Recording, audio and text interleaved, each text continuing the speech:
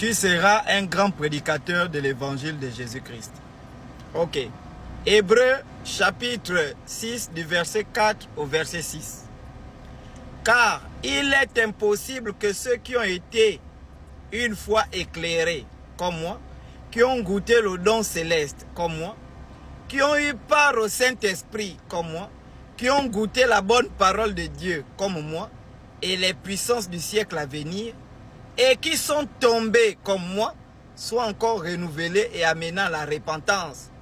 Car ils crucifient pour leur part le Fils de Dieu et l'exposent à l'ignominie.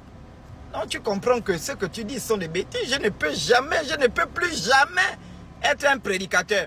Là n'est pas la question. J'ai posé une question simple. Vous m'avez dit, Jésus était Dieu quand il était sur la terre. Depuis le berceau jusqu'à la tombe, il était Dieu. Donc Marie a attrapé le bangala de Dieu. Répondez par oui ou par non. Ne contournez pas les questions comme je vois vous contourner là. Oh, Marie s'est occupée de Jésus comme une mère s'occupe de son enfant. Non, Jésus c'était Dieu.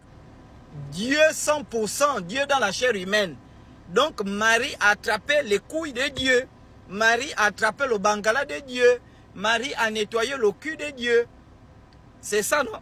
Quand Jésus souffrait du coussou, voilà, Marie elle faisait à Jésus le bac. Elle mettait le piment avec le ndolé dans le seau, elle pompait le bac aux fesses. Donc Marie a fait tout ça pour Dieu. Vous êtes des vrais maudits. Que Dieu vous maudisse, que Dieu vous tue, que celles qui sont stériles n'accouchent plus jamais. Vous allez chercher les enfants fatigués, j'ai maudit encore. Maudit soyez-vous pour l'éternité au siècle des siècles. Imbécile, je vous remercie.